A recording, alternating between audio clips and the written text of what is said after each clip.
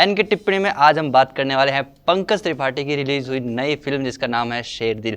देखो शेर दिल थिएटर में रिलीज हुई थी कहीं पर, लेकिन हमारे यहाँ पर रिलीज नहीं हुई थी, लेकिन फिलहाल ये नेटफ्लिक्स पर आई है तो मैंने इसको देखा है और ये नेटफ्लिक्स पे हाल फिलहाल टॉप 10 मूवीज के अंदर शो हो रही है। अभी हम बात करने वाले हैं कि ये शेर दिल आखिर कैसी मूवी है, आपको टाइम देना चाहिए नहीं देना चाहिए, अभी के अभी पता चलेगा शेर दिल कैसी होने वाली है। देखो एक बात तो क्लियर है कि शेर दिल है वो बहुत ही लो बजट मूवी है, क्योंकि इसका सिर्फ बजट है वो 10 करोड़ का बजट है और इसी हिसाब से हमको मूवी के अंदर सीन्स भी देखने को मिलेंगे। जो पूरी स्टोरी है वो लगभग गांव में फिनिश हो जाती है, तो आपको ये डेफिनेटली फील होने वाला है कि 10 करोड़ का ही बजट इसका हो सकता है आसपास का।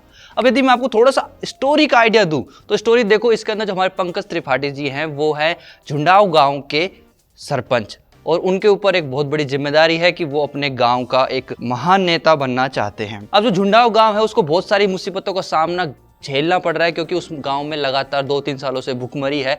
उनकी जो फसल है वो गांव के पास में एक जंगल है, उससे आए हुए जानवर है वो बिगाड़ देते हैं। जो गांव है वो लगभग स्टोरी के हिसाब से नेपाल के आसपास मतलब वो गांव है, इस वजह से उसके कुछ मुद्दे वो इंटरनेशनल हो जाते हैं, जिसकी वजह से सरकार उस पर ध्यान नहीं दे रही है। बहुत सारी कोशिशों के बावजूद भी सरकार ध्यान नहीं देती है, तो हमारे पंकज त्रिपाठी जी एक स्कीम जो कि सरकार की होती है, जिसके अंदर होता है कि भाई यदि आपको खेत में काम करते वक्त टाइगर अटैक कर दे तो हम आपको मुआवजा देते हैं। बस अब इतनी सी चीज थी, यही उन्हें समझ में आई, बाकी उसके अलावा उन्हें कुछ समझ में नहीं आता, ना वो जानते हैं कि मॉडर्न टाइम में इंटरनेट क्या होता है या उसके अलावा कोई भी जो मेथड था वो उनको समझ में नहीं आ रहा था। तो लो उन्होंने तय कर लिया कि अब मैं खुद जंगल जाऊंगा और जंगल जाके शेर से अपना खुद शिकार करवाऊंगा।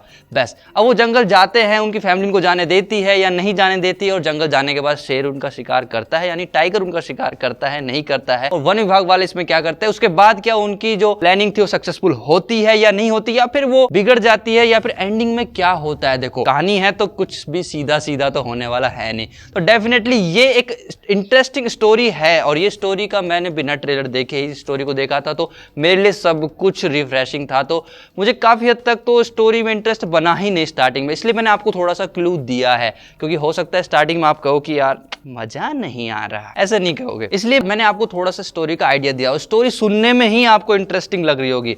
और ये जो स्टोरी की बहुत ज्यादा जो खास बात है ना, वो मुझे क्या लगी, वो मूवी के एंड में मुझे पता चलती है, एक अच्छा खासा कैप्शन लिखा था जिससे पता चलता है कि भाई साहब ये ट्रू इवेंट्स पर बेस्ड स्टोरी है। अपने इंडिया में ऐसा केस सामने आया था जहां पे कुछ गांव वाले मुआवजे के लिए जानबूझ के अपना शिकार करवाना चाहते थे, तो यहीं से स्टोरी है ये काफी इंटरेस्टिंग मुझे लगने लग जाती है। लेकिन अब बात करते हैं बाकी के पॉइंट्स की। देखो पंकज त्रिपाठी सर की एक्टिंग पे सवाल खड़ा करके मैं कोई भी तरह का पाप नहीं करना चाहता, लेकिन फिर भी पंकज त्रिपाठी जी को भी यहाँ पे मैं उसी कैटेगरी में खड़ा करके जज करूंगा जिसमें मैं सभी मूवीज को करता हूँ। तो मेरे हिसाब से पंकज त्रिपाठी सर की एक्टिंग थी वो बहुत शानदार थी। एक भोले भाले गांव के सरपंच का उनको किरदार निभाना तो उन्होंने बखूबी निभाया, लेकिन हमें कुछ भी नया नहीं मिला। यदि आप लोगों ने कागज मूवी देखी है तो कागज मूवी में जैसा कैरेक्टर उनका लगभग होता है, सेम ये कैरेक्टर आपको आइडिया लग जाएगा, हाँ यार कुछ वैसा ही है।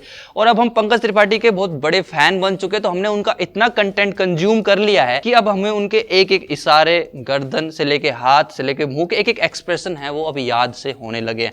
तो इस वजह से मुझे ऐसा लगता है कि आप लोगों को उनकी एक्टिंग या कैरेक्टर में कुछ भी बहुत नया नहीं मिलने वाला है। लेकिन इससे ये नहीं होता कि भाई जो आपका कैरेक्टर है वो इंटरेस्टिंग या फिर एंटरटेनिंग नहीं होने वाला है।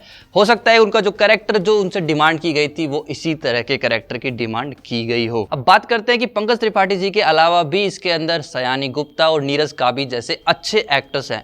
4 मोर शॉट्स यदि किसी ने देखी तो उनमें से एक सयानी गुप्ता हैं जो कि इसमें लीड एक्ट्रेस का रोल प्ले कर रही है। उनकी एक्टिंग को लेकर यदि मैं बात करूं तो मुझे ऐसा लगा कि वो जानबूझ के वो गंवार वाला एक्सेंट लाने की कोशिश कर रही थी, पर वो हमें थोड़ा सा अननेचुरल सा फील होता है, तो मुझे फील हुआ, हो सकता है आपको फील ना हो, पर फिर भी उन्होंने कहानी के अंदर जो इंपॉर्टेंट रोल प्ले करना था वो प्ले किया और कहानी को आगे बढ़ाने में उन्होंने हेल्प की। बहुत ज्यादा सीन उनके है नहीं। इसके अलावा नीरज काबी सर की भी एक्टिंग मुझे ठीक लगी, काफी हद तक अच्छी थी, बेकार नहीं बोल सकता मैं, पर इतनी भी नहीं कि मेरे दिल पे छाप छोड़ जाए। इसके अलावा इस फिल्म के अंदर जो जितने भी सपोर्टिंग कैरेक्टर्स हैं मेरे हिसाब से उन्होंने एवरेज परफॉर्मेंस दिया है। देखो यदि मैं बात करूं इस मूवी के अंदर डायरेक्शन और कैमरा वर्क की, तो डेफिनेटली वो आपको बिल्कुल पसंद नहीं आने वाला है, क्योंकि इसका जो कैमरा वर्क है वो मुझे नहीं पता कि बजट की वजह से इतना अजीब सा था या फिर बहुत ही पुराने टाइप का सा था। इसमें एक्चुअली जूम और जूम आउट वाली चीज यूज की गई है, कैमरा है वो शिफ्ट होता है इस तरीके से, तो वो थोड़ा सा एंगेजिंग कम लगता है और आपको पता चलता है कि एक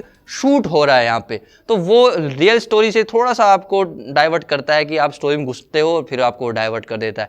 इसके अलावा पंकज त्रिपाठी जी के जो सीन्स आते हैं जो जंगल में जाने के बाद, उसके ऊपर बहुत लंबी स्टोरी उस जंगल के अंदर है, तो वो आपको बहुत ही पसंद आने वाली है। इस मूवी के अंदर एक VFX यूज किया गया है जो कि टाइगर का है। ऑब्वियसली टाइगर से जब भी आमना सामना होता है या नहीं होता है, तो VFX जो मेरे हिसाब से है वो, यदि मैं 100% VFX में से कहूं तो आपको 75% VFX है वो ठीक लगेंगे, 25% आपको लगेगा कि हाँ यार VFX यूज हुए हैं, रियल नहीं लग रहे हैं। यदि बात करें मेरे फाइनल स्टेटमेंट की आपको ये मूवी जाके देखनी चाहिए या नहीं देखनी चाहिए, तो मैं आपको साफ साफ शब्दों में ये बता दूं, यदि ये मूवी थिएटर में रिलीज हुई होती इस वक्त और तब मैं आपको बोलता, तो मैं आपको डेफिनेटली मना कर देता कि आपको थिएटर में जाके इस मूवी को टाइम देने की कोई जरूरत नहीं है, आपको निराशा मिलेगी।